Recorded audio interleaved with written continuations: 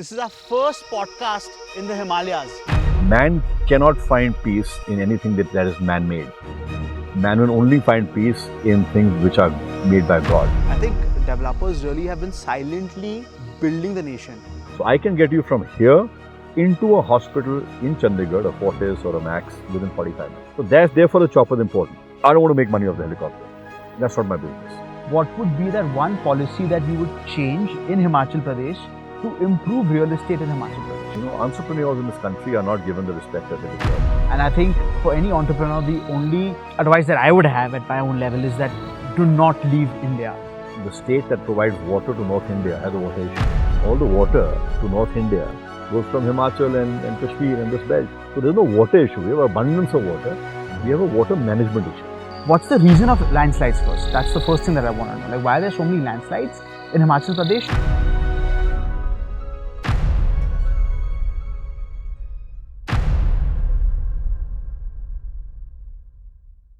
Hi guys, I'm so excited for this episode of the Real Estate Show with Mayank because just look at this. This is our first podcast in the Himalayas. Alright, and my job is to travel across the country, go to different states, teach you all about the real estate nuances in each state because real estate is so hyper-local. And today, we are in Himachal Pradesh. We're going to learn everything there is to learn about real estate in Himachal Pradesh. But more importantly, we're going to meet the maverick, the man who's created this beautiful project in Himachal Pradesh. This is, I believe, over 100 acres. He's going to teach us everything there is to know about, real estate in Himachal Pradesh. Let me introduce to you Mr. Manav Singh, founder of Auramah Valley in Himachal Pradesh in Shimla. Thank you so much for having us here. Thank you very much, Mike. Absolute pleasure. Very happy to be here. And, again, I'm going to say this again. This is our first podcast ever in the Himalayas. So I'm just so excited. I don't think we ever had a better backdrop than this. It's a painting. Yeah, it's actually a painting and I feel like we're in the painting. We're in the painting. Right? So super excited to know everything about Himachal. From the real estate to the people to, the locals, everything. All right. Before we begin, right, I just want to know a little bit about your background. Like, how did you get into real estate? And before that, can you talk to me about your early years, your childhood? So, I was born in Delhi, but I was raised in Himachal Pradesh. From a very early age, I think I must have been maybe 3 months old. And I must have been in my father's ambassador to Simla, because Simla is where our home was. So my grandfather bought a home in 1940, because actually he had a home in London and that got bombed in World War II. And by that time he was quite old, 57 or 47. But at that time 47 you were considered an old man in the 40s those days. Now I'm 52 and I feel like I'm 25. But so we've been here forever. I think maybe at the age of 2 or 3, we were asked to go down to the khud, pick up berries. We were rolling as kids. We had no fear because Himachal is a very peaceful state. So I spent a lot of my childhood here in the jungles, climbing up trees, picking out moss for my father, so that he could lace his pots for his flowers. So my childhood was a lot. In those days, one used to do hunting and fishing. So I used to do a lot of that till it became banned, and my father banned me from hunting because if I shot something, I couldn't eat it myself. If you shot it, I would eat it. So my father said, no, the hunters are actually conservators of the environment, of the birds and animals, and so he banned me from hunting. He said, if you can't eat it, then you can't shoot it. So my childhood was just phenomenal. We didn't have my father, if I told him to give me money to go to a nightclub, he'd probably give me a slap. But if I told him I want to go trekking to Mount Everest, he would, make sure all the resources were available. So I've been born in nature, and as I grew up, nature, stuck very, very close to me. So that's a lot about my childhood. So you've always been like this outdoorsy person, right? Very, very. So I used to ride horses, play polo. I used to shoot, trap shooting. Now I ski, I play golf, I play tennis, I trek, I drive, but everything has to be outside. If you take me to Dubai, I want to leave in 12 hours. You take me in the interior of Himachal or even here, I can spend months out here without leaving this place. Drastically increase one's lifespan. This is drastic, like drastically increase a person's lifespan by at least 5 years, I would assume. And speaking of sports, I can see a beautiful pickleball court there. I think we are currently at 6,300 feet. I think that would be India's highest pickleball court. So interesting.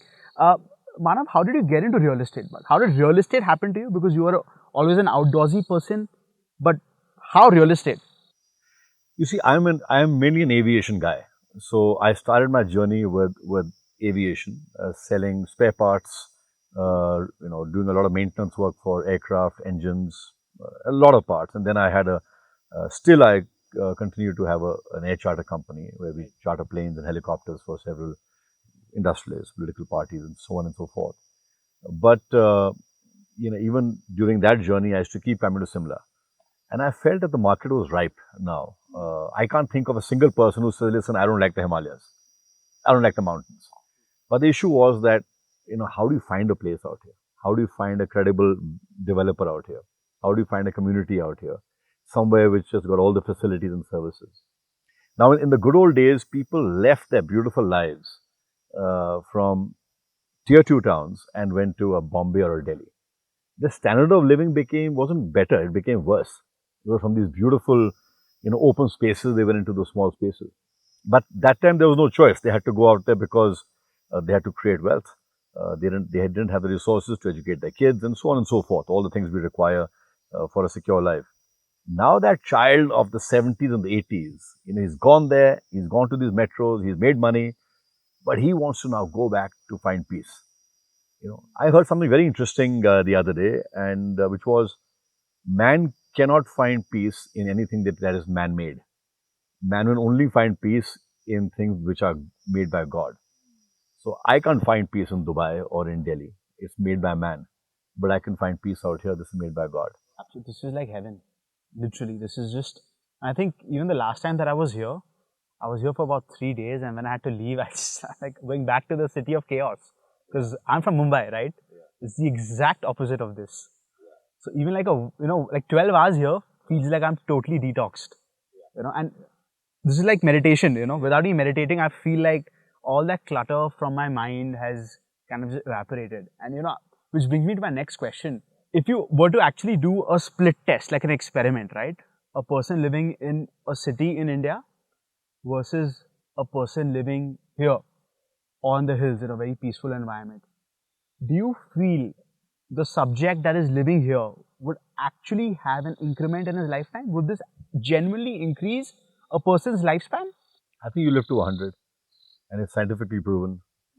So Mayo Clinic did a study maybe 8-10 years ago, and they went to these blue communities, and where the average age is 100 in Japan, in America, in some parts of Europe, and they found that there were 4 things that made these people live to 100. They thought they'll find some very specific gene which they could replicate, but they did not. One was they were vegetarian, or they ate fish. Second, the fish one actually I threw in for my own convenience.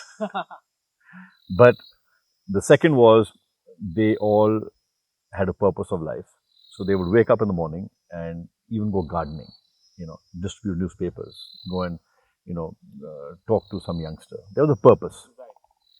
Third was they lived in a phenomenal community where they had a lot of friends, so they weren't lonely. And the fourth, interestingly, was they all lived in mountains. So because they were going up and down, up and down, up and down, it probably massaged their heart or did something. I'm not particularly very sound. But these 4 things were the key to these people living an average of 100. So I certainly believe if you live in an environment like this, anywhere in the world, doesn't have to be here, you will live a very long life, you lead a very healthy life, and you will lead a very fulfilling life. Because beyond a point, how much money do you want to make? Beyond a point, you only start doing things, making money and excelling in whatever you're doing because of the circumstances you're in. Your friend is doing it, you do it. His friend is doing it, so you do it. You're not doing it for yourself. There's no point of making money and being miserable. So, and I often feel like sometimes people go to crazy extents to make money. They live a very stressful life. Eventually they get diseases, and the money that they've earned, they use the same money to repair themselves biologically. right, on diseases. Or they give it to their kids. Absolutely. And the kids have a phenomenal life. So I think, which, it's a philosophical question, but like quality of life, right? How do you even measure that, right? It can't be measured through money for sure, right? It's about just finding joys in the smaller things and perhaps finding joys in things that are made by God, like you said, And which brings me to my next question, Manav, is, look, Himachal is stunning. It's absolutely beautiful. The Himalayan range is the almighty Himalayan range. Super stunning. I'm mesmerized by it. Ever since I was growing up, I've come to Himachal plenty of times as well. But for us, it's been a vacation. Not something that I can just go in like 2-3 hours, right? Coming back to my question is, it's really peaceful out here, but at the same time, you also want to give people an opportunity to kind of live here.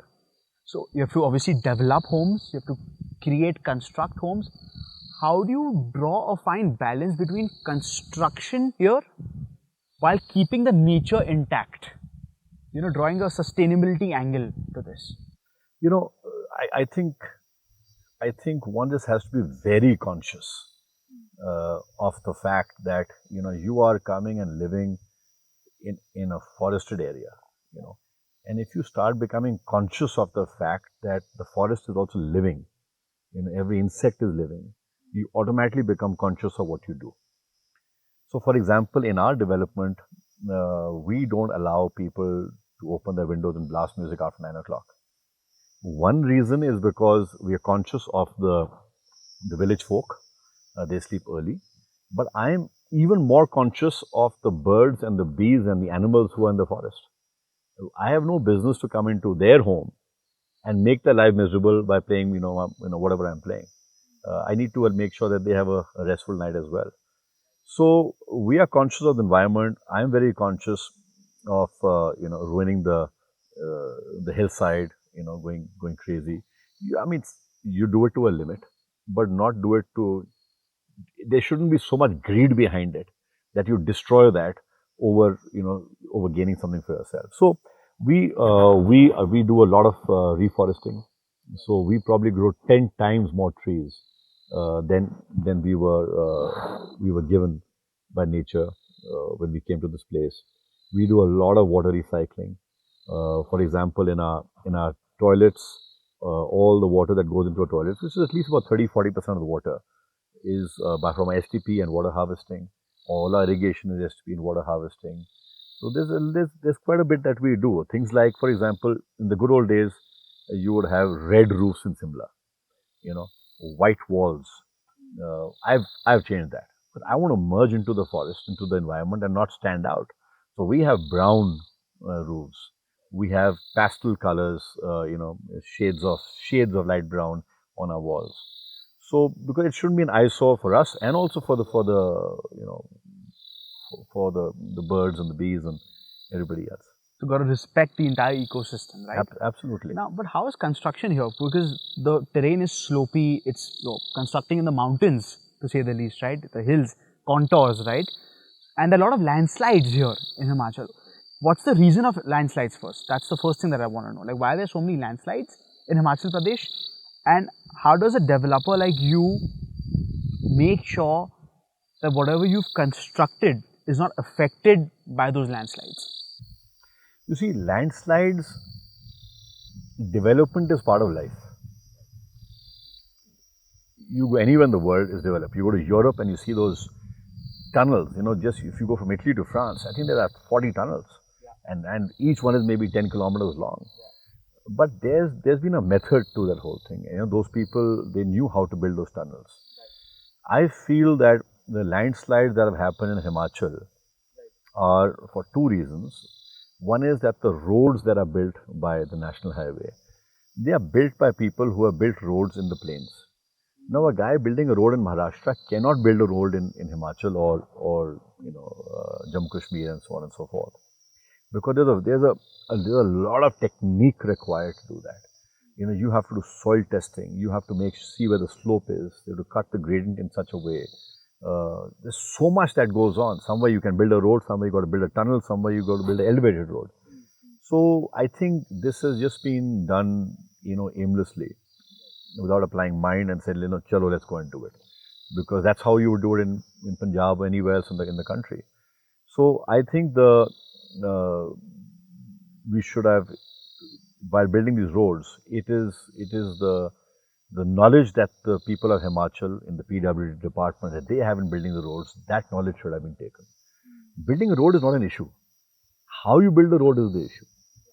Similarly, in cities, even like Simla, it's been raining forever, right? But there were these beautiful nalas which got made over centuries, and the water used to find its way down. Now those nalas have been blocked. When the nala is blocked, where does the water go? And we've all seen, we take nature very lightly, but one cyclone can get Miami to its feet. Okay, one flood can get North India to its feet. We've seen what's happened in Punjab right now. The fury of water and the fury of air is uncontrollable. We can control nuclear, but we can't control this. So I think we disrespect nature. We take it very lightly because it's not in your face. It's almost like a tiger and a mosquito. A tiger kills one person, the whole world knows. A mosquito kills a million, and nobody knows. So we just have to be respectful and mindful of nature. Right. And how much more expensive is it to construct a house in the mountains, right, on the slopes compared to constructing a bungalow in the plains? It's significantly more. See, first of all, we really can construct at 100% for only 8 months of the year. Because otherwise 2.5 months is pouring, and a month and a half, 2 months it's freezing. So your labor doesn't work. They can't work at 0-degree temperatures. So it's not easy. So you're only working 8 months, but you're paying for 12 months, right? So the labor. So labor is a huge thing. Cost Your of material capital. comes from with us. It comes from Delhi or other parts of the country. So it's that cost. But the huge cost here is that goes into our retaining walls and foundations. I remember we were building our little hotel out here, and it was carrying on for months. And after 8-9 months, I went out there and I said, "Listen, we spent several crores into this plot, and where's the money? Because there was nothing. I just saw soil." So he said, "Sir, it's all under the ground." So we built retaining walls, one after the other after the other. The foundations are solid. If you want to do it properly. Yeah, of course, yeah. If you want to build for 100 years, you got it. So we've actually ended up building things like dams. So our retaining walls are 10 foot wide at the bottom. Serious concrete. So that problem you'll never have in the plains. First you cut, then you dispose soil in the right areas. You can't just chuck it where you feel like as a responsible developer. So the cost that goes into just preparing your ground is at least 30% of the cost of the building, which doesn't exist in the plains. Then the delay because of the seasons. Then the labor that comes in more expensive. Then the material that comes in more expensive. So I would think I would say it's at least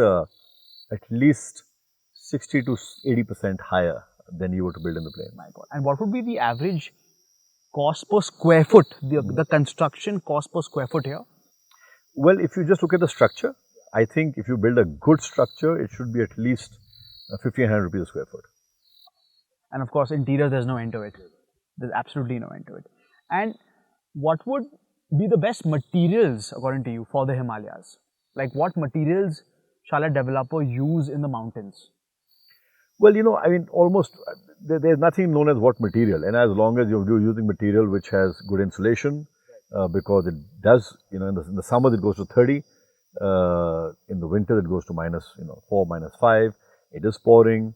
So there's nothing known as really what's good and what's bad material, but material that's got good insulation, that's got good contraction and expansion qualities, material that is long lasting because because of the vagaries of the weather out here, you don't want to be doing maintenance every single year.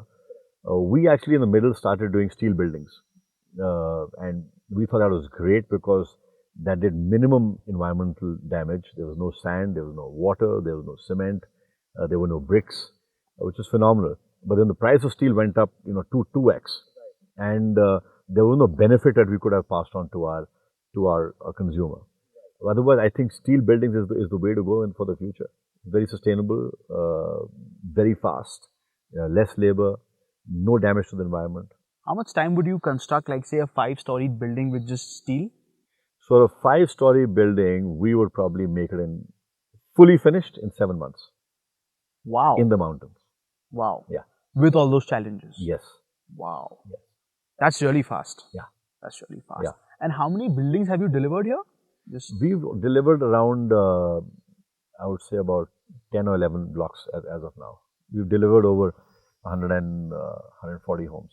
nice, nice. In a very sustainable fashion. I could see that. So much greenery. Now, I think people keep talking about that there's a water issue in Himachal Pradesh. Right? Is that true? I don't think so. And I speak to my friends in the government. Right. How is it possible the state that provides water to North India has a water issue? All the water to North India goes from Himachal and Kashmir and this belt. So there's no water issue. We have abundance of water. We have a water management issue. So, do you think less water is being allocated to the Himachalis? No, we can take as much water as we feel like. And now, of course, over a period of time, the government, at least I know in Himachal, has done a phenomenal job, and they're getting water to various places. It's just that nobody has applied their mind in the past. So there is no water issue. The government, however, I think needs to apply its mind in making sure that water, which is such an essential part of life, goes to every single village and abundance of it because you have it. So I think it's just a water management issue and allocating resources towards providing water like we have done in electricity. In fact, I think the Himachal government, for developers, what they should do is like what they do for electricity. They say, listen, you want electricity, give us X amount of money, we'll pull a wire. Right? Similarly, they should say, you want water, give us X amount of money, we'll get it from 10 kilometers, but it's going to cost you 20 crores. A developer will pay for it. And in the process, all the villages in the middle will also get water. Yes, yes, yes, absolutely. I think developers really have been silently building the nation in its literal sense. Builders and developers, if you go to see, have been the ones who have actually built the nation in a very privatized manner, if you go about it, right? Because who else builds buildings for all of us, right? It's a thankless job, though.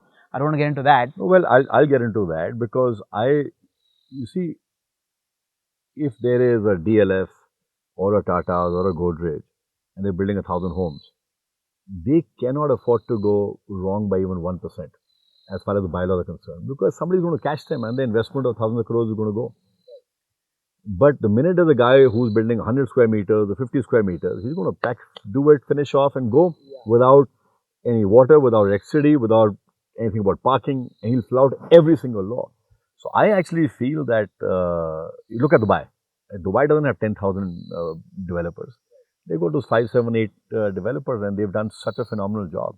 So I think the bane of India has been that anybody can become a contractor. Pick up a 100 square yard plot and chalo ji, let's make a 6-story building and now I'm run. Now where can BMC or MCD or anybody catch that guy? There's no way. But you can catch a big developer. He's got so much to lose. He can't run away. So I think, the government all governments have to figure out a way that you want to do something, it has to be of a minimum scale. Otherwise, it won't be allowed. Yeah, because individual structures, people can just do what they want and on humanitarian grounds, like if say a villager's building his home in an XYZ haphazard manner, on humanitarian grounds, the government can't even kind of penalize them, I would suppose. Well, I'm talking more about the larger cities, not in the village, but in the larger cities where everything is so interconnected.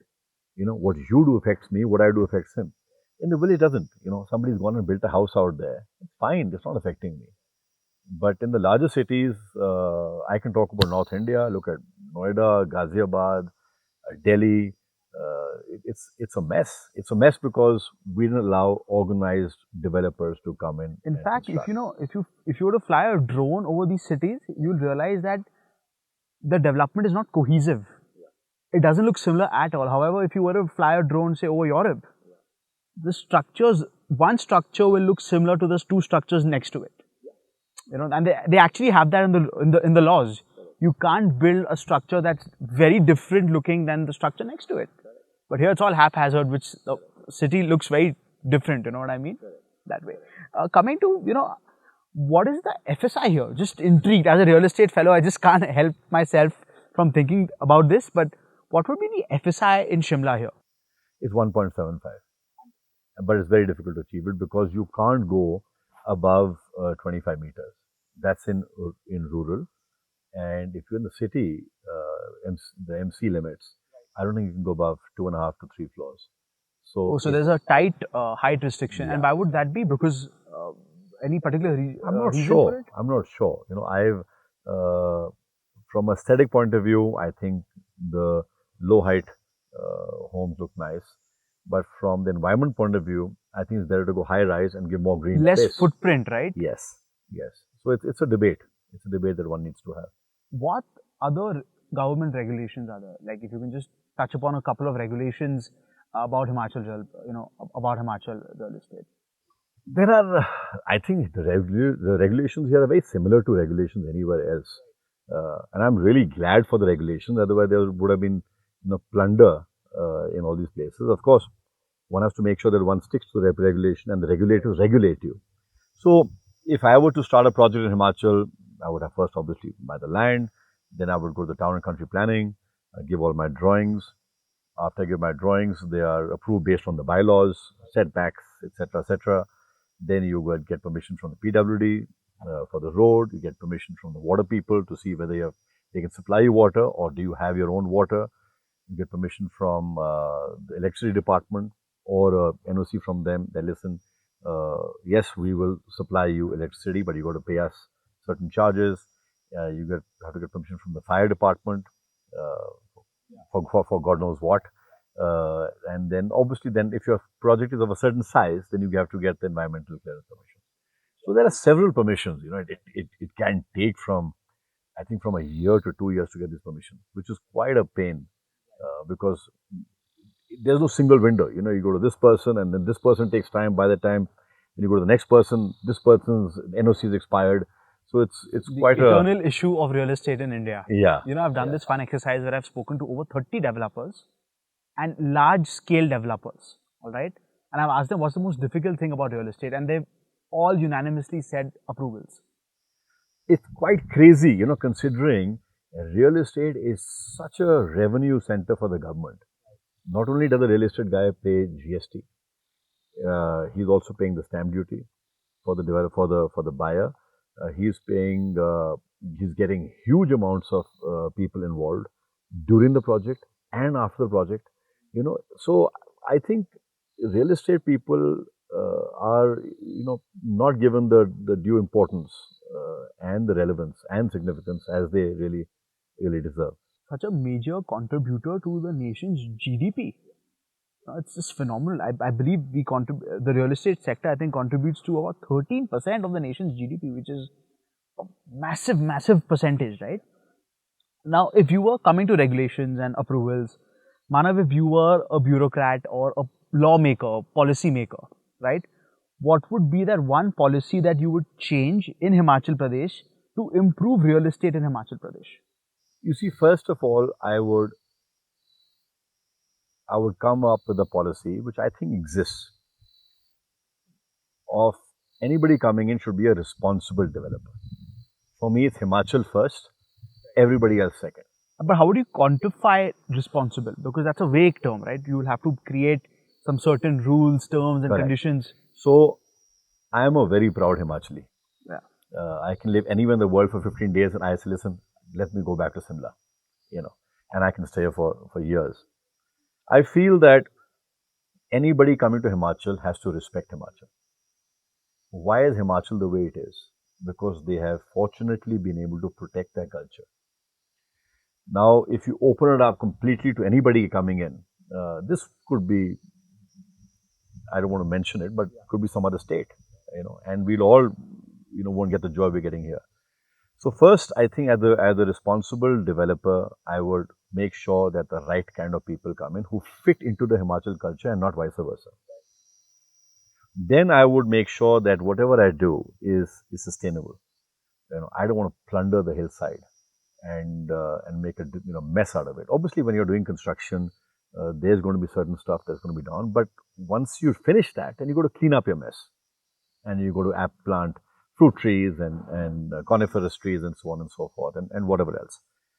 So I think as a government, if I were to be in the government, I would make sure that the developer is responsible, but I would then 100% support the developer in all these permissions, not to make him run around in 25 places, not to make him feel that you're doing him a huge favor. Actually, entrepreneurs in this country are not given the respect that they deserve. We had COVID times and everybody was on their own. I saw a great interview by this entrepreneur. He's a Sikh gentleman. I think Sikhs have this habit of speaking out. And he said, listen, I've given hundreds of crores to the government in the last 30, 40 years in taxes. Why can't the government extend me a soft loan of just 2% of what I've given them in taxes? Interesting. I said, that's a great point. But nobody cares. Entrepreneurs are left on their own. If entrepreneurs pull back, how is the nation going to grow? Look at any great nation coming. Look at America. Each company of their seven those heavenly stocks, each one of them is bigger than any economy in the world. Absolutely. Oh yeah. Right. Because they allowed countries' GDPs. They allowed that. So, but of course, we've come a long way in 25, 30 years. Where 30 years, 40 years ago, it was a crime to make money. Industrialists were looked at almost like, with a very suspicious lens that how's he making money and what a bad thing that he's making money. They forget about the contributions they're making to the nation. Correct. But we've come a long way. Now I think we need to really go step it up several notches and really put the winds behind the industrialists as long as they have integrity. But I feel like at least the last couple of years, in fact, the last decade has been wonderful for India. The new Bharat is ready, and I personally feel that it's not going to be India's decade, it's going to be India's century. And I think for any entrepreneur, the only advice that I would have at my own level is that do not leave India. There's so much scope to grow in India. It's such a developing nation. I think it's going to be very interesting. The new Bharat story that's being painted right now. I think the next 2-3 decades will be a lot of fun in this country. Yeah, absolutely. I think if you got the right product, you're just going to hang in there. You see, it takes a friend of mine told me, a very successful friend of mine. He's much older than me. He's about 80 years old. He said, Manav, and he's hugely successful. He says, Manav, overnight success has 25 years of hard work. He said, what people think that I've, become this big, financially big guy. I don't like the word using big guy because, people think it's only finance. But I could be big spiritually. I could be big, socially. I could be big with my family. I could be big with my friends. This whole thing of success, which is linked to finance, is completely misplaced in my view. So, given that somebody has the right product, they've got the passion, and they do their job correctly, honestly towards the government, honestly towards the consumer, build a reputation over a period of time, I think you're unstoppable in India. Yeah, absolutely. And just our population, the inherent demand is always there in our nation. Right now, for example, if I'm from Mumbai, and if I want to come here, right, inspired by you, if I want to become a developer here, right? How do I go about it? Can I even buy land here to become a developer? What would be my modus operandi? You can. You see, the unfortunate part is land holdings in Himachal are very small. So I don't think the land holding is more than an acre or acre and a half, or as an average. Plus, the land in which I'm under possession is actually owned by my neighbor. My neighbor's land is owned by somebody else. So there's a lot of cross holdings. It's called a mushtarka khata out here. So it's very difficult to take that web out. What I'm saying is very difficult to get clean land. B, 70% of the land in Himachal is owned by the government. So you're left with 30%. Of 30%, I would say only 1% is in places where you can develop, which is close to Simla. So only 1% is habitable. Close to Simla, close to Dharamsala, close to Solan. Only 1%. Of that 1%, I think only 1% is available. The people in Himachal don't like selling their land. They're like, this is our Devbhumi, this is our mother, we won't sell it. No matter, if there's any food in the house or not. So, people are very attached to land. It's very difficult to get land. But anyway, if somebody does get the land, then he has to go to the government and say, listen, I have an agreement to sell with these people. Here's my agreement. kindly give me permission under Section 118 of the Land and Tenancy Act. Himachal is one of the few states in India where you just can't walk in and buy land and do anything you feel like, or even buy a home. You got to take permission from the government. Then the government looks at you, looks at your project, your financials, etc., etc., etc., and says, okay, fine, I'm going to give you the Section 118 permission. Now you can go ahead and propose to the various departments that you want to develop. So then you go to the town and country planning department. After that, everything remains the same, like what I had mentioned to you earlier. You get all those 7, 8 permissions and so on and so forth, and then you develop. So if I'm interested in a land, right? Say this is the land I'm interested in. Do I need to make plans on what I intend to do on the land before I can even think of acquiring it? Yes. So you would acquire 10, 20 acres or whatever it is, and then you would tell the government that, listen, I want to make a hotel out here. I want to make a hotel with 100 homes or whatever it is. So that basic plan, your concept, your vision has to go to the government for them to give you an in-principle approval. Understood. So I can't just buy land for the heck of it here. I need to do something on it as an outsider. Yeah, for sure. Okay, For interesting. Sure, for sure. So no land banking. No. You see, I used to actually first wonder when I was younger, what is this 118 all about? It's a section where you can, where you have to take permission. So in fact, nobody can even buy an apartment here without the government permission, outside municipal limits. And I think it's a phenomenal being selfish as a Himachali, because if this law didn't exist, Himachal would have been part of, culturally, part of UP, Punjab, Haryana. Right? We only maintained our culture and that sanctity just because we have had this protectionist kind of a policy. It's a very old way of thinking, but that's the only reason we protected this beautiful state. Right. Can you touch upon this 118 section? What exactly does it entail? What is it exactly? So this started, I think, when Himachal became Himachal from Greater Punjab. I think to protect the Himachalis, because they were very innocent people. They didn't have the affluence that the people in the plains had, and weren't that wily as well. To protect the Himachalis, this law came about that anybody who wants to buy land in Himachal, if he is not a Himachali agriculturist, he has to take permission from the revenue department. And finally, it goes up to the top level for every single permission. So they have to get permission, whether you're a developer or you're an individual and you want to buy a home. Home could be a villa, home could be a cottage, home could be an apartment. You've got to take permission from the government to be able to buy that. And the way you do that is you tell the government, listen, I'm an Indian, I love Himachal, I want to live out here. Please allow me to live out here. Yeah. Understood. Now, if I were to, speaking of living out here, if I were to buy an apartment here, right? How would I buy an apartment here? Like how can a non-Himachali buy an apartment in Himachal? Is it the same process, or will developers help me get that permission? How will that work out? Assuming, let's say I were to buy an apartment in Auramah Valley. Well, first of all, you've got to be RERA approved, right? If you are RERA approved, even if you're RERA approved, you still go to the government. We obviously help you, because if you're coming from Bombay, you don't know all those 20 steps you got to take, and you can't follow up with every department.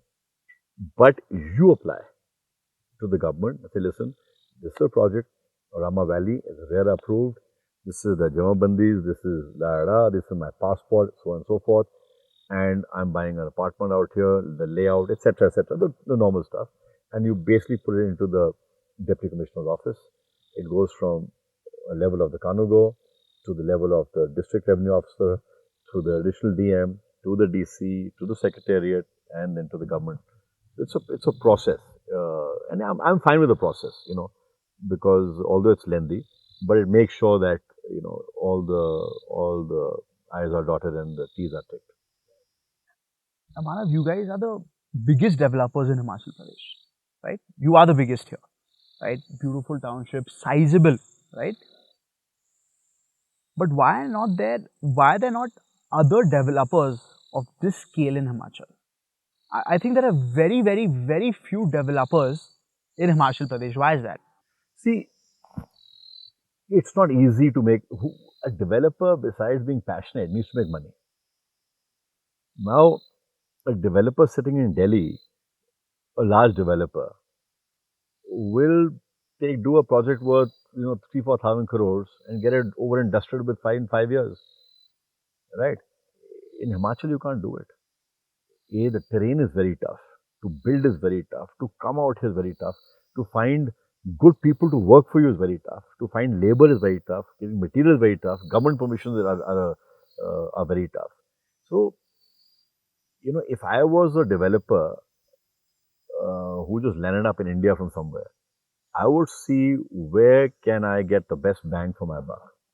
In the fastest way possible. Yeah, because I'm a developer, I need to make money, right? And Himachal is not the easiest place to make that quick money. It takes 10, 20 years to build that. Where we are sitting right now, this was nothing. This was just what we call ghasni, which is grasslands. And when do you start this? About 15 years ago. And when you started, what was the public response? What did people... And how do you think of doing this 15 years ago? Did people call you crazy? Yeah. So, a lot of my friends, most of my friends are very successful, far more than me. And if I asked 100 people I'm doing this, 100 told me not to do it. There's not one human being who told me to do this. So encouraging. Yeah. So, I think it's a bit of that, craziness streak. I don't know what it was. Passion. I think it's passion and it's my love for Himachal. And I can see that. I can genuinely see that. I was like, we've been talking, right? And I can see that passion, this almost passion-led obsessive compulsive disorder. I'm saying it in the nicest way possible, right? It's like this good OCD that I see, that you're so passionate about not just your own project, but the entire state. And I think inherently that would have been one of the reasons you wanted to develop it. Just take the reins in your own hand. Is that what it is? Yeah, absolutely. I consider myself a Himachali, and I'm a Himachali agriculturist. We've been raised out here. My family's been here since 1940. So I feel very, very passionate about this state, and I thought, let me do something good for this state in a nice way. I don't want to build a cluster of homes and unorganized construction. So despite all the advice that I got, I don't know, there's something that in me told me, listen, you just have to do this.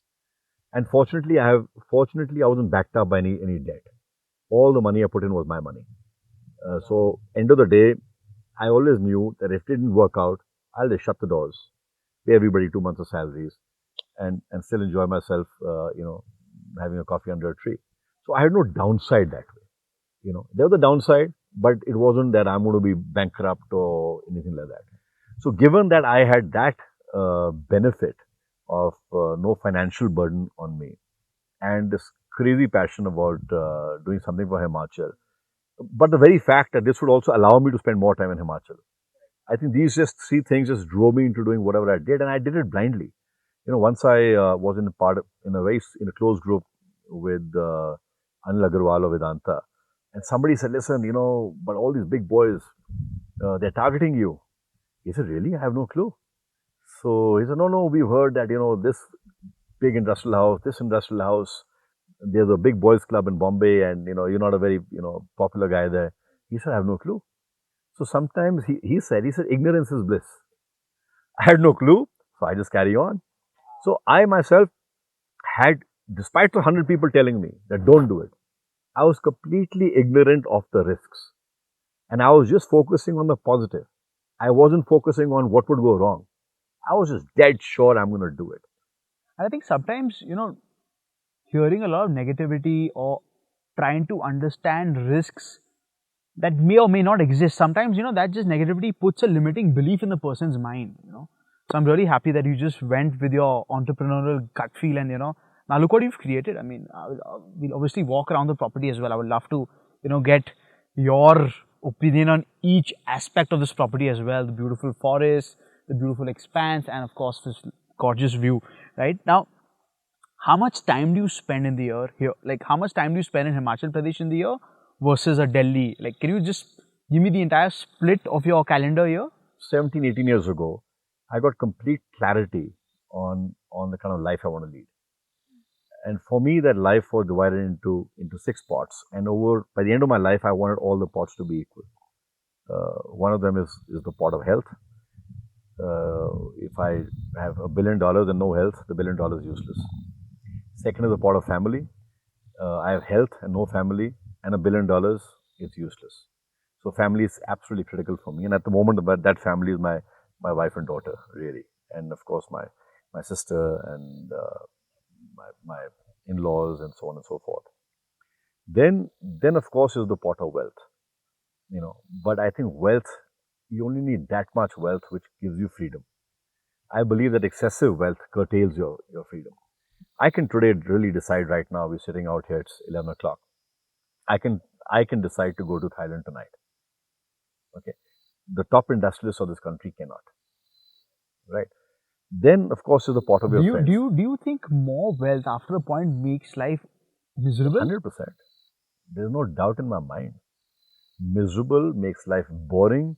It takes away the pleasure and purpose of life. You're just stuck on one aspect. So where's your health? Where's your family? Wealth is fine. And then, of course, you need friends. I love my friends.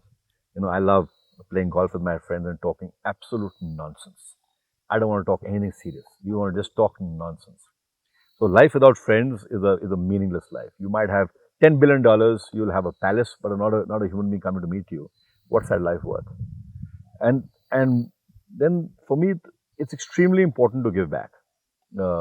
And give back what? I don't even think all this belongs to me. Why was I born in a certain family that I could have this and somebody else wasn't? I feel in a way I'm just a courier of the higher forces to be able to do good for the other people who don't have those luxuries or privileges. And finally, for me, my final ambition in life is to get awareness. So for me, these 6 things are a successful life. And how do you feel when you go back to Delhi from here? Oh God, I feel like when I'm going back to Delhi, I feel that somebody's put a collar on my neck and got this big chain and dragging me, and I'm digging my heels in every time. Every time I'll go. Can you breathe in Delhi now? I can't.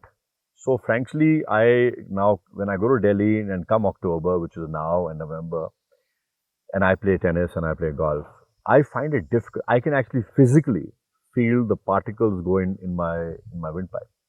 Right. Look, I'm from Mumbai as well, right? So I think last year around the same time, right, the AQI in Mumbai had touched close to 300. And I can assure you, I think the AQI feels like 10 out here. Yeah. This literally feels like it's so clean, like a Switzerland, like literally. Yeah. AQI is so clean. I think this is something that we city dwellers tend to forget. This is kind of quality of life. Yeah, this is life. Life's not living somewhere and looking into another building and somebody hanging their pajamas outside. Yeah, that's Mumbai for sure. Mumbai real estate doesn't guarantee you a view ever. Right. We've had some very sad cases of where people have spent crores and like multiple, like double-digit crores to buy an apartment, and the next day you've literally a couple of years later you see like a building blocking that entire view. What was once a sea view is fully blocked, and now you can see the bathroom of the other person because the back open side is facing your front open side. Yeah. So yeah, I mean, now if a buyer, say a person like me were to buy an apartment here, right? What would be the things that I need to be aware of, right? Because scams happen everywhere, right? What is one basic checklist every home buyer must follow if they're buying any property in Himachal Pradesh? When RERA came out in 2016, I don't know what other developers thought, but I thought this is the best thing that could have happened to real estate. Because how can a normal home buyer compete with a massive developer in court? There's no chance. That guy's got a lawyer there every day. He doesn't stand a chance. He signs that 80-page document. It's completely skewed towards one side. So you don't have to go through all those due diligence things. If you are RERA approved, then I think you're good to go. So anybody who's buying should really buy in a RERA approved project. That will give them security. And the good thing is RERA is a very quick court. So if you have an issue, just go to RERA. You don't need to go to High Court. They will sort you out in 3 months. I know of people who come to us and they've given us stories about RERA, and they said they weren't happy with some developer in some other part of the country. They said, within 3 months, we got our money back. So just stick to RERA, approved projects, and you can't go wrong. And it's added so much transparency in the business today, right? One RERA search, I can get to know everything there is about the project. So I think that's wonderful.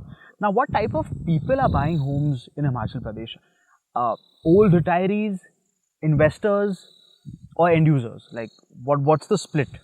So I think, you see, COVID changed the entire canvas and the way people thought. Before COVID, having a home in the mountains was having a second home. You land up there once in a while and so on and so forth.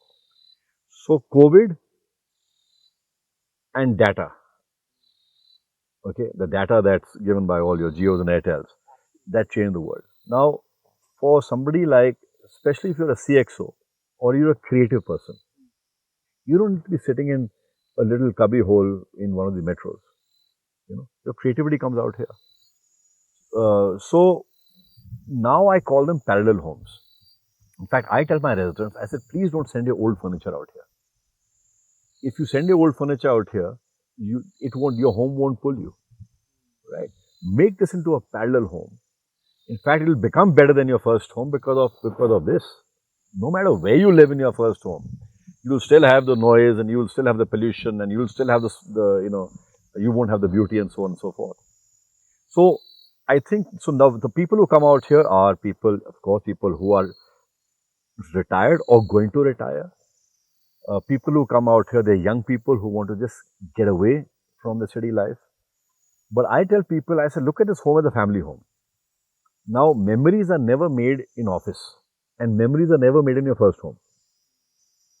My childhood memories are always when I was in Simla with my parents, with my cousins. They were never very rarely in my house in Delhi. So I say, consider this as a family home. You buy it, but your parents will enjoy it, your in-laws will enjoy it, your kids will enjoy it, your cousins will enjoy it, and you'll all come together. So that's what I tell people. So of course we have HNIs because that's how our project is pegged, and I want HNIs. We want people who are value driven. We want people who are well educated to come out here. We actually refuse people to, and discourage them to buy into a project. If I feel that as a person, he will not lend to the Himachali culture, we don't sell it to them. We tell them. You genuinely filter your clients. Yeah. So we I think every year over 150 crores of sales of check we refuse. I've had times when people have been rude to my people. A meeting and somebody is not courteous to the waiter serving us. I tell my guy, listen, we'll pay the bill. He stays free. Tell him you're sold out.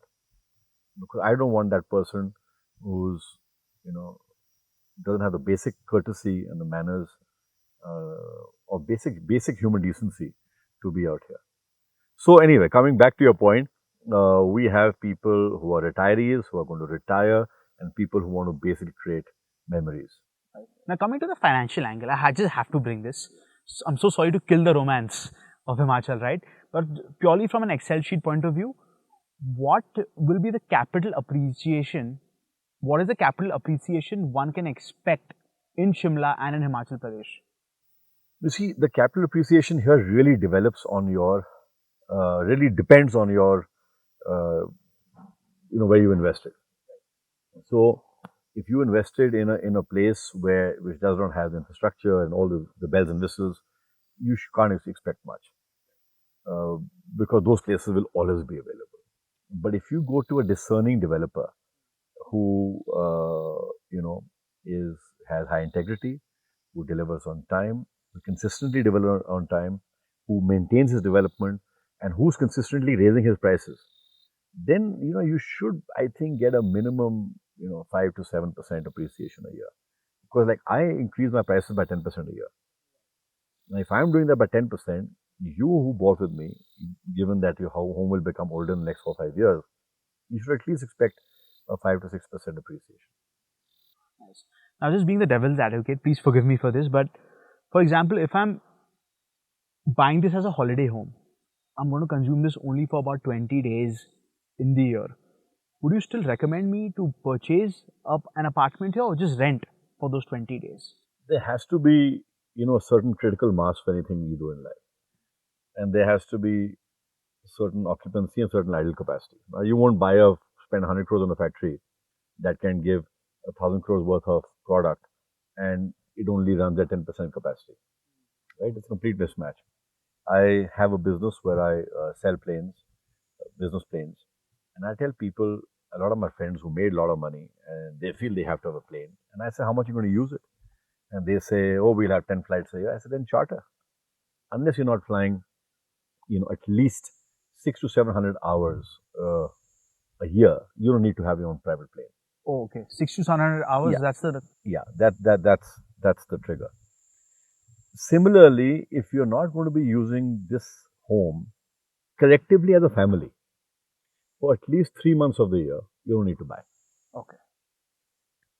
When people come out here, I tell them, listen, first of all, consider this as a family home, not your home, which means your immediate family, your cousins, your friends. You might want to oblige certain people, whatever it is. If collectively you can use this home for 3 months of the year, then you should buy. If it's less than 3 months of the year, just go and rent. Right. And what's the stamp duty in Himachal Pradesh to buy a property? 14%. My God, 14%? Yeah. I think that's the highest in the country. Why is it so high? That's the privilege of being in Himachal. Interesting. We need the money to look after our state. And I'm pretty happy with it. If you want to be in Himachal, there's a premium to it. Better pay that premium. Yes. What are the top 3 investment locations according to you in Himachal Pradesh? The top 3 next hotspots. I think Simla region. I don't think Simla per se. Simla per se is very crowded, doesn't have space for more. The Dharamsala region and the Manali region. Actually, there's a fourth, the Kasauli region, but the Kasauli part has got very crowded.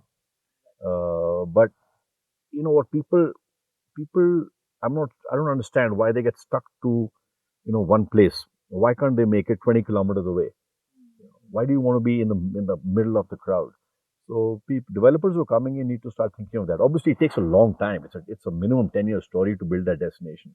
It took me 10 years to build this as a destination. There's nothing out here. There's not even, no human being, no nothing.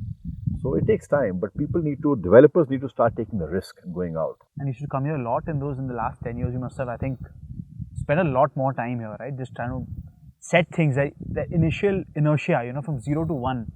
I think you must have spent a lot of time here in Himachal as well in your starting years while trying to construct this project. You have to. I've failed in a couple of businesses. And the reason was because I handed those businesses to a professional. Now a professional cannot get the business out of the ground. Okay, once it gets to a certain level, then he can scale it up. In fact, an entrepreneur should step back.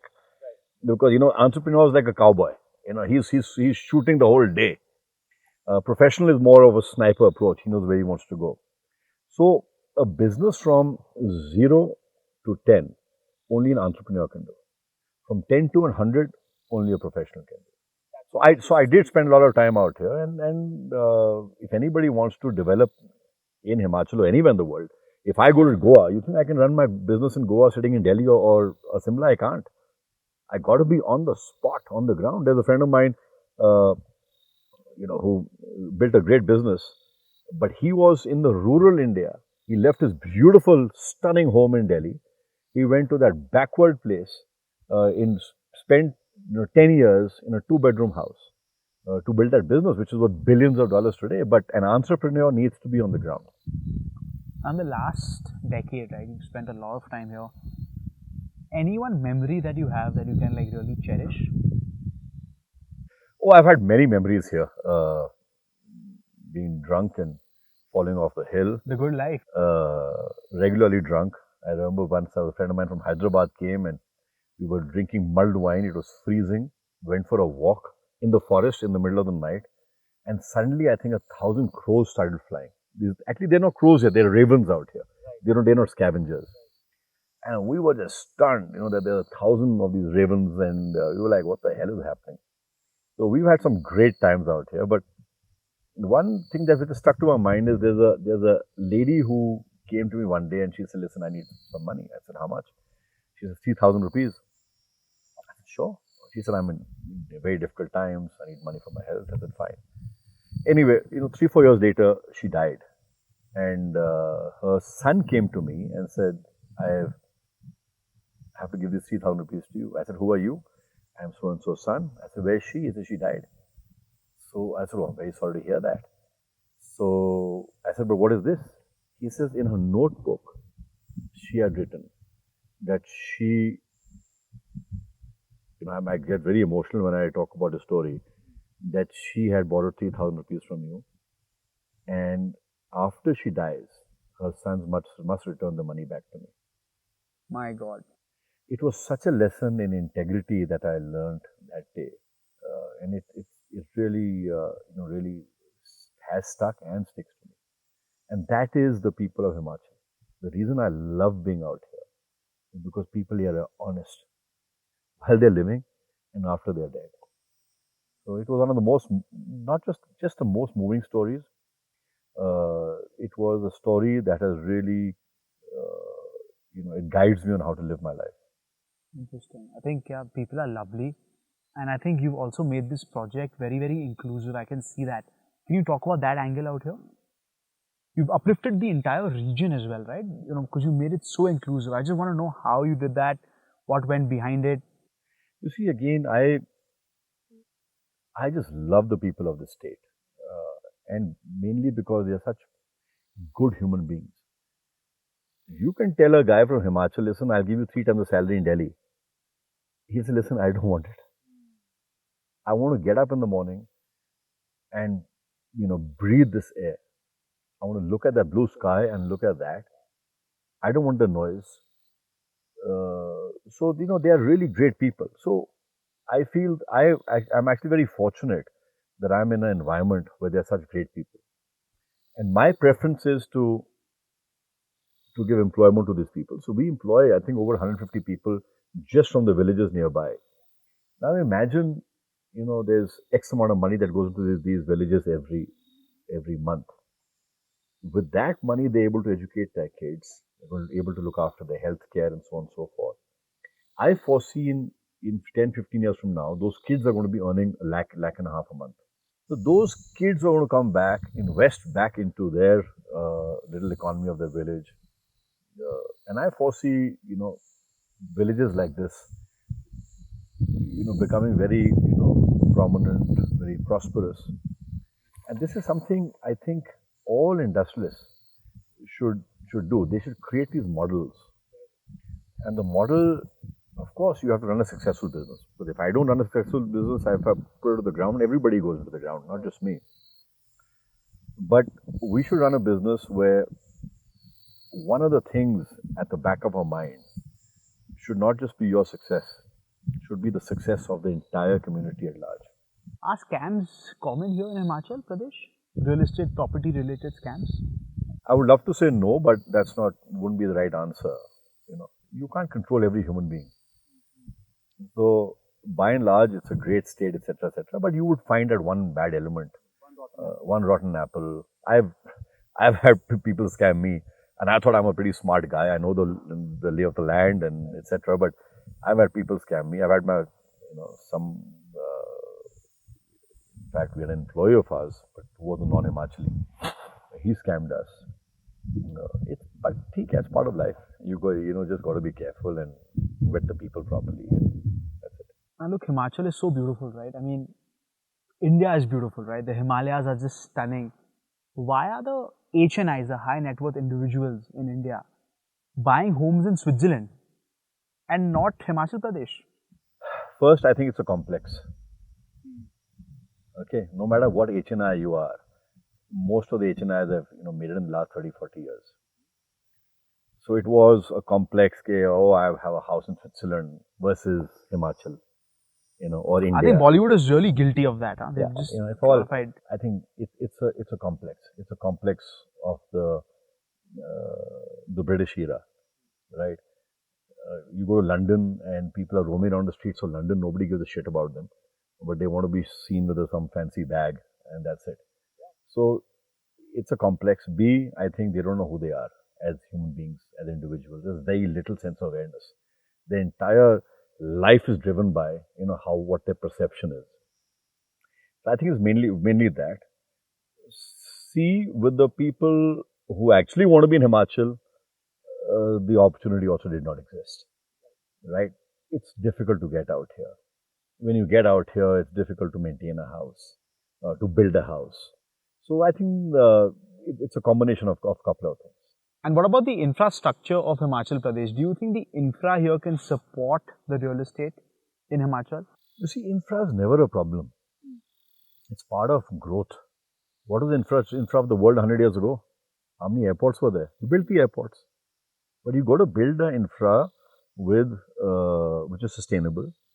You got to build infra through a lot of planning, with a lot of thought leaders. Infra is the least of the problems. 25 years ago, how many people had cars? Now people have cars. Now you can't tell a guy who's riding a scooter you can't buy a car. Going forward, you can't tell a person you can't buy a house. They will buy a house. Then they will buy a larger house. So the government has to prepare for that. Infra is the least of the problems. It's just that so many countries have great infrastructure, but they built it in a certain way. But like, see, Himachal is secluded. Now, for example, say I'm here and if I get a stroke or there's a medical emergency, don't you think that is one issue that people may refrain from settling down in Himachal? Of course it is, but that's an issue anywhere in the world. You go to Switzerland, one of the most prosperous countries in the world, the hospital is 2 hours away, but they have choppers. Do you have choppers here? We have a chopper here, and that's the reason we got the chopper, is because some of our residents said, listen, when we get to 75, 80, 85, and we have an issue, we don't want to take an hour and a half to go to hospital or 3 hours to go to Chandigarh. So to give them that security, I bought a chopper for our residents, because you have when's the medical emergency? When you have a stroke or a heart failure. If I break my bone, I can even fix it after 3 days. It'll be painful, but it's not going to kill me. Emergency. If I have cancer, which is one of the most dreaded diseases now, there's nothing crazy happening. I can do my chemo after 2 days. But the main issue is a cardiac arrest or a paralytic stroke. So for that, what we've done is we built a beautiful clinic out here, which has a nurse 24 hours, the doctor coming every day, and we have the facility to stabilize you out here. Then I put you into my chopper and take you to Chandigarh, 25 minutes, there's an ambulance waiting for you. So I can get you from here into a hospital in Chandigarh, a Fortis or a Max, within 45 minutes. So therefore the chopper is important. Similarly, the chopper is also important for the young guy. The young CEO, CXO, he's coming from Chennai. Now he can't take 1 day to come here, 1 day to go back. You come in from Chennai, come in from Calcutta, come in from Bombay or wherever, land in Chandigarh, there are flights throughout the day. We pick you up and bring you in 25 minutes. It's very cool that you thought of actually bringing in a chopper for your project. I think very few developers would have done that here, right?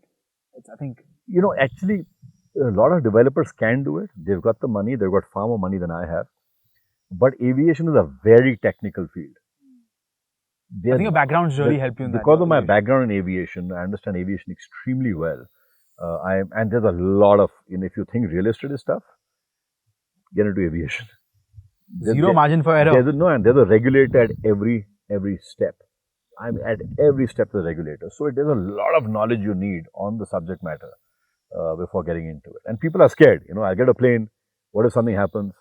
So that's why developers don't bring it in. But given my background in aviation, I've fortunately been able to merge real estate with hospitality with aviation. I'm just very intrigued by this. So, say if I were to buy an apartment here, will I also have, in its like notional sense, will I also have part ownership of the helicopter? No, you don't have part ownership, but you're part of the helicopter club. Okay, what is that? So, if you are in Auramah Valley, we have a helicopter dedicated for the Auramah residents. And but to But to subscribe to the helicopter, access to the helicopter, you need to be part of the helicopter club membership, which is about 8 lakh rupees. It's nothing. And then we charge Get you access to it. 9,000 rupees to per seat to go to Chandigarh and back, which is That's nothing. nothing. It's absolutely nothing. Yeah. So, for example, if somebody was to rent a helicopter from Chandigarh to here, one way would be 2.5 lakh rupees. With us, one way is 8,000 rupees. I don't want to make money off the helicopter. That's not my business out here. The business is my residents. They should be comfortable. They should be secure. Do you have a dream project? Let's forget Auramah, right? Apart from this, do you actually have a dream project that you want to complete before you die? I think I'm going to die after a while, Mayank. But Yeah, because you're living here. You outlive all of having us. said that, who knows? With what COVID has done to our God, bodies, something can happen tomorrow morning. I have a dream project, and I feel that Himachal is so underrated with the real serious mega boys of India. Why should XYZ have a home in Switzerland or in Scotland or wherever? I have traveled around the world. I ski a lot. So I've been to the most beautiful places. But I can tell you the interiors of Himachal are far, far more beautiful than you could even find in Switzerland or anywhere in the Alps. So my dream project is to pick up 100 acres at 8,000 feet, build maybe 70 to 100 homes, each home at least 100 crores, and bring in the mega rich people to Himachal. And it's not bringing in, my thing is not to bring them in, just like that. The ulterior objective is that they will then come in and then they will invest in Himachal. They will invest in the people of Himachal. They will build ski resorts, which I can't. I don't have the means to build those kind of things. They will bring in heli skiing. So, idea is to bring in those industrialists to Himachal, lure them in, make them fall in love with Himachal, and then make them invest in Himachal. The domino effect. Yes. So, what was one of the biggest challenges that you faced while constructing a project of this size in the mountains? I can't think of one challenge.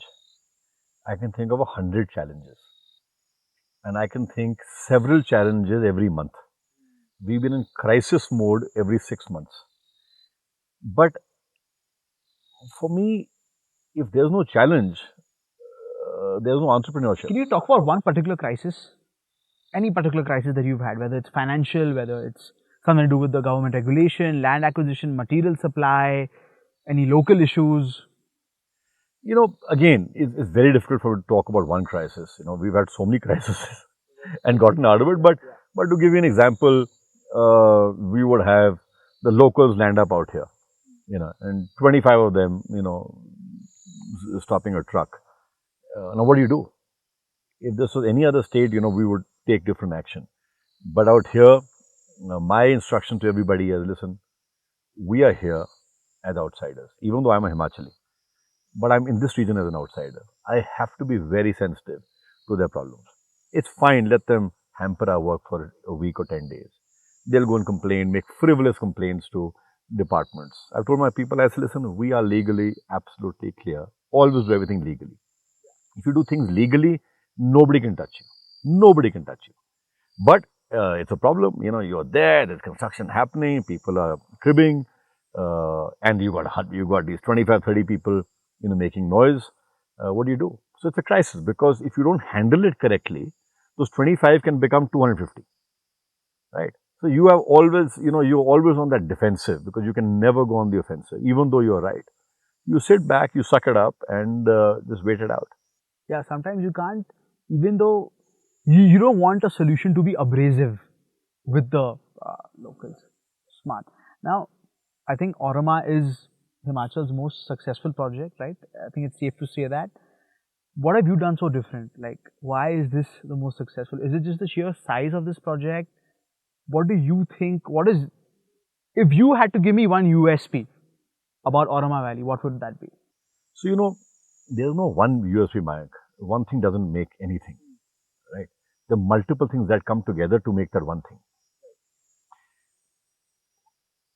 Firstly, we give you a freehold home. We give it to you on time. We have the highest standard of construction comparable to any developer in the any top end developer in the country. We give you all the facilities you can ask for, better. Of course, you got this environment for free, which no amount of money in the world can buy. But we've got heated pools, movie theaters, spa, clinic, grocery stores, tennis, pickleball, golf, yoga, trekking. I mean, you name it, we have it. And a helicopter now. And we have a helicopter. We've got phenomenal people as neighbors, because we are building this community to be a very high value community intellectually. So now it's become aspirational for people to be out here. So multiple things have and it's taken time. It hasn't happened overnight. It wasn't easy to refuse people 10 years ago. You say, listen, I'm getting this money, but I'm refusing this guy because he won't add value to my community. Today, it's we can show off about it. But 10 years ago, you're like, oh God, how do I let go of this check? But it was tough. We did it. We stuck to our guns. We stuck to our values, and that's what's, I think, made us reasonably successful. I'm so glad we did this. Manav, thank you so much for your time, for taking out time from your schedule and, having us over and, giving us an absolute masterclass on Himachal, real estate. And we've never actually done a podcast in such a beautiful setting. Thank you so much for everything. Thank you very much. This is my first podcast, and I hope all my podcasts are out in the open and not in. Yeah, absolutely. I'm sure you'll make sure of that. I will. And also, before we, part ways, I want you to, walk me around and just show me the beautiful expanse of this entire region. It'll be a pleasure. Right. Thank you so much. Thanks so much, Mayank. Pleasure. Thank you. Thank you.